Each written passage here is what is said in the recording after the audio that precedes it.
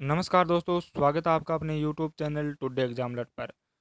तो दोस्तों, हमने जीके की क्लासें अपलोड कर रखी हैं आपके लिए।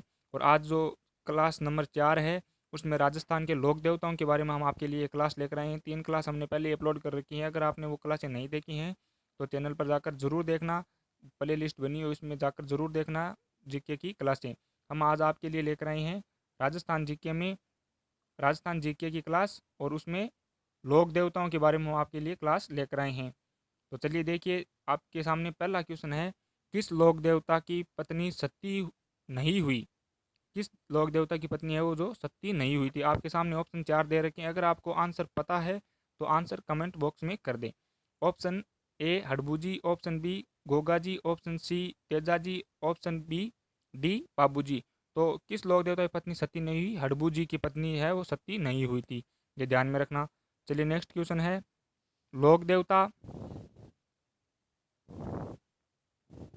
लोक देवता नेक्स्ट क्वेश्चन है, लोक देवता गोगा जी किस शासक के समकालीन थे? क्वेश्चन नंबर 2 आपका, लोक देवता गोगा जी किस शासक के समकालीन थे?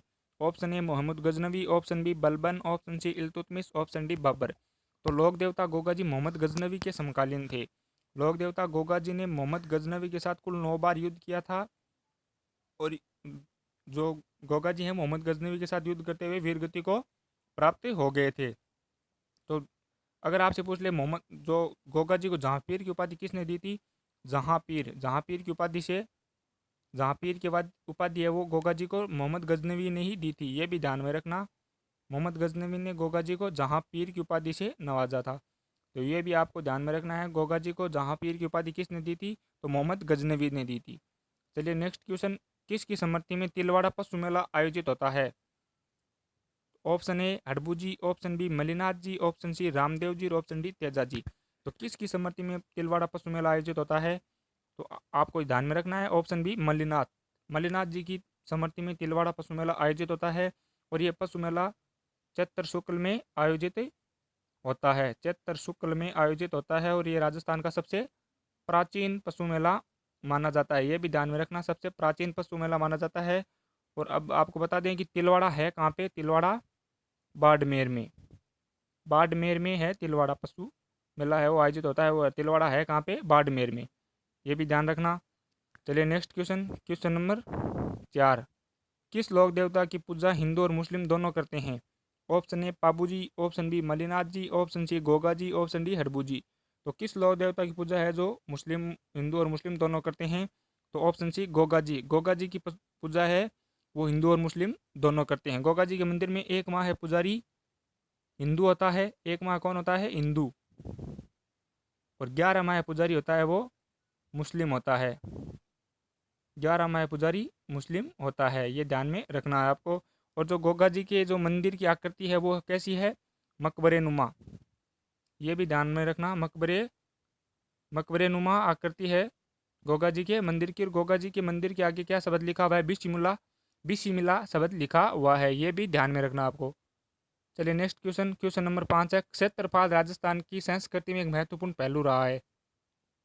तो ये क्षेत्रपाल वाला क्वेश्चन है जो आपके लिए हर एग्जाम में रिपीट होता है। इस क्वेश्चन को ध्यान से देख लेना। ऑप्शन ए लोक देवता, ऑप्शन बी ग्राम देवता, ऑप्शन सी ऊंटों के देवता, ऑप्शन डी सांपों के देवता। तो क्षेत्रपाल हैं वो ग्राम देवता के रूप में प्रसिद्ध हैं, ग्राम देवता के रूप में पूजे जाते हैं क्षेत्रपाल। चलिए नेक्स्ट क्वेश्चन, गोगा जी का मेला किस माह में भरता है?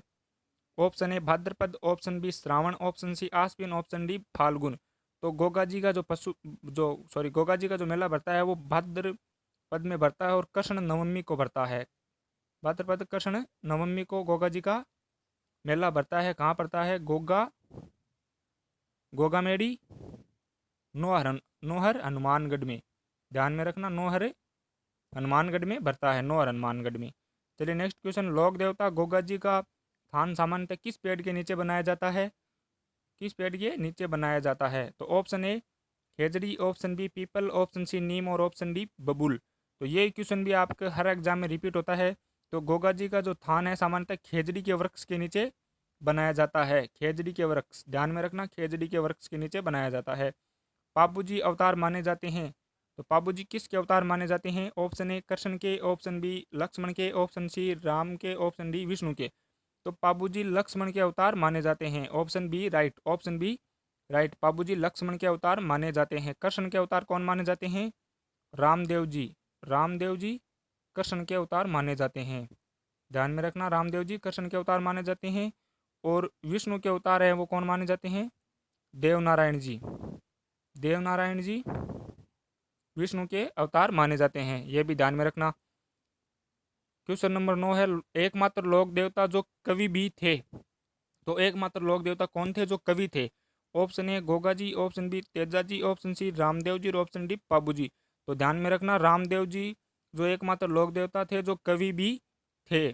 ध्यान में रखना, लोक देवता थे जो कवि भी थे रामदेव जी। क्वेश्चन नंबर 10 है, चार हाथों वाले लोक देवता कौन है? चार हाथों वाले लोक देवता आपको बताना है। चार हाथों वाले लोक देवता रामदेव जी, गोगा जी, वीर कल्ला जी, डी मलिनाथ जी। तो चार हाथों वाले देवता हैं वीर कल्ला जी। वीर कल्ला जी को चार हाथों वाले देवता कहा जाता है। चलिए नेक्स्ट क्वेश्चन है, शेष नाग के अवतार माने जाते हैं। शेष नाग के अवतार, option A Teja ji, option B Goga ji, option C Pabu ji और ऑप्शन डी कल्ला जी। तो ध्यान में रखना, ऑप्शन डी कल्ला जी, कल्ला जी राठौड़ हैं वो शेष नाग के अवतार माने जाते हैं। और अगर आपको पूछ ले कि वीर कल्ला जी राठौड़ किस शासक के समकालीन थे, तो अकबर के, अकबर के समकालीन थे। इन्होंने अकबर के साथ युद्ध किया था। कब किया था? 1568 में किया था। चलिए नेक्स्ट क्वेश्चन, 24 वाणिया ग्रंथ किसने लिखा? 24 वाणिया ग्रंथ, 24 वाणिया ग्रंथ किसने लिखा था? 24 वाणिया, 24 वाणिया ग्रंथ है वो ऑप्शन सी है रामदेव जी ने, रामदेव जी ने लिखा था 24 वाणिया ग्रंथ। ध्यान में रखना, और इन्होंने कामड़िया पंथ भी चलाया था, ये भी ध्यान में रखना, कामड़िया पंथ चलाया था। कामड़िया पंथ किसने चलाया था? ये क्वेश्चन भी ध्यान में रखना, कामड़िया पंथ है वो रामदेव जी ने चलाया था। चलिए नेक्स्ट क्वेश्चन, निम्न में से कौन पांच पीरों में शामिल नहीं है?